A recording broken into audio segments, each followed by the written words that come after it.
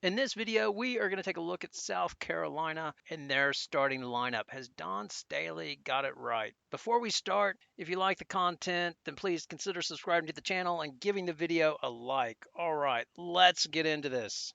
Now, before we start, I know South Carolina is 32 and 0, and how dare I suggest they might want to make a change to their lineup, and I'm way out of line, which I understand. But here's the thing, they have so many toys, it's just fun to play around with. The other reason that they might want to consider tweaking their lineup, and I think it's very unlikely they would do this, but they went into the tournament last year undefeated, and you have to maximize what you have to give you the best chance of winning. And I wonder if their current lineup does that. I guess for an example of this, it's real easy to be happy with if you're getting wins. Like best one I can recall is like the Dallas Cowboys when Tony Romo got injured in preseason, and they threw Dak Prescott in there, and they went on an unbelievable run. And by the time Romo was ready to get back in the lineup, they hadn't lost many games. I don't know if they'd lost any. I think they went undefeated with Dak. And by that point, it was over. And they said, no, we can't go back to Dak Prescott, or we can't go back from Prescott to Tony Romo because of all the success that Prescott's had. He's our new leader. He has to be our quarterback, and we're sticking with him. And here we go. And then, sure enough, they lost in the playoffs. I can't remember. I assume it's Green Bay because they always lose to Green Bay.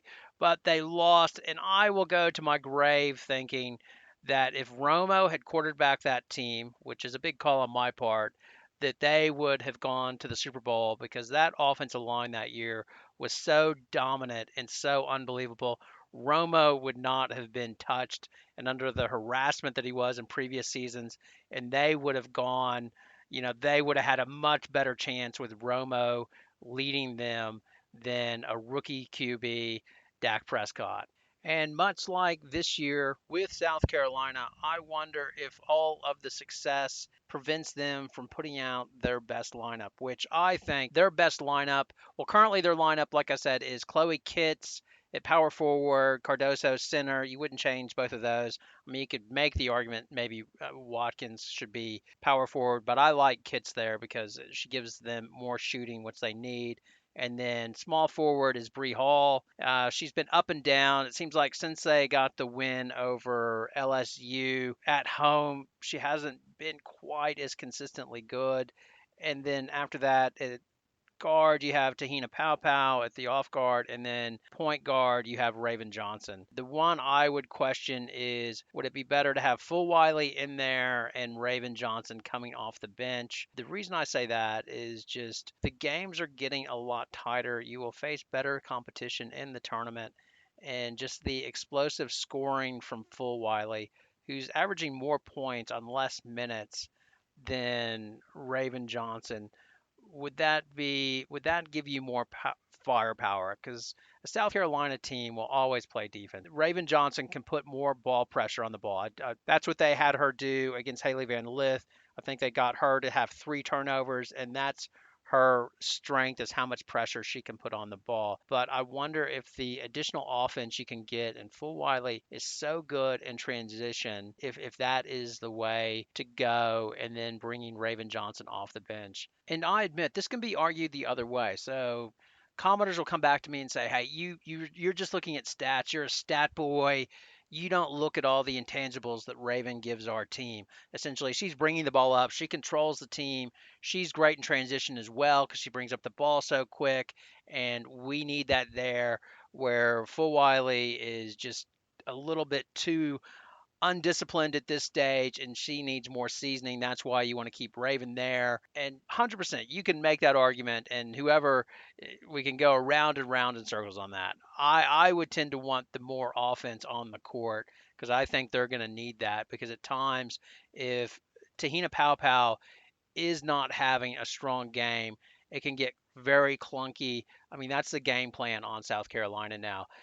Don't give up anything in transition, and which is easier said than done. I understand that, but limit their transition buckets, which LSU was not able to do because they had too many turnovers. The other thing is zone up Cardoso whenever she gets in there, double her because she really doesn't operate well.